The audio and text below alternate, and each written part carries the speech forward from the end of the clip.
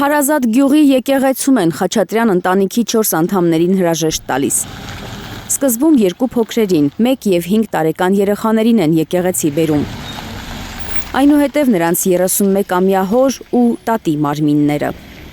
Ողբ է ջրառատում։ Եկեղեցու մուտքի մոտ ասեղ գցելու տեղ չկա։ Ամբողջ գյուղն է եկել մասնակցելու սահմռկեցուցիչ վթարից մահացած ընտանիքի 4 անդամների հոգեհանգստի կարգին։ Պատկերացնես կմարտու վիճակ ինչ կմարտու սիդը կլսվի ուղղակի ես արտասվեցի հետո ինչ արած տանիք սիկ մեր գյուղի համար սուկ է ուղղակի սուկ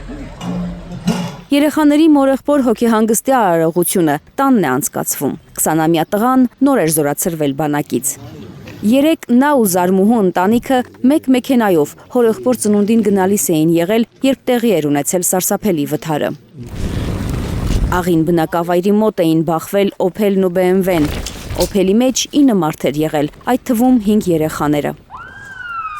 Հոսպիտալացված 3 երեխաները վերակենդանացման բաժանմունքում են, շնչում են արհեստական շնչառության սարքով։ Նրանց մայրը նույնպես շարունակում է բուժումը վերակենդանացման բաժանմունքում, վիճակը գնահատվում է ծայրահեղ ծանր։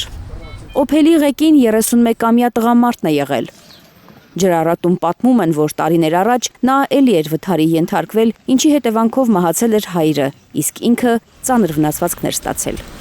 Սրանից մի 2 տարի առաջ հայրել էլի ավարիա մահացավ, բայց թե ինչ-որ ճակատագրի պես մի բան էր պես։ Եթե իրանց ազգությունը շատ լավ ազգություն է։ Գերական բարեկամասեր, գյուղի համար կանգնած, չունեցողի համար կանգնած, օգնելու համար լավ ժողովուրդ է շատ։ Վթարի 6-րդ զոհը BMW-ի ուղևորն է։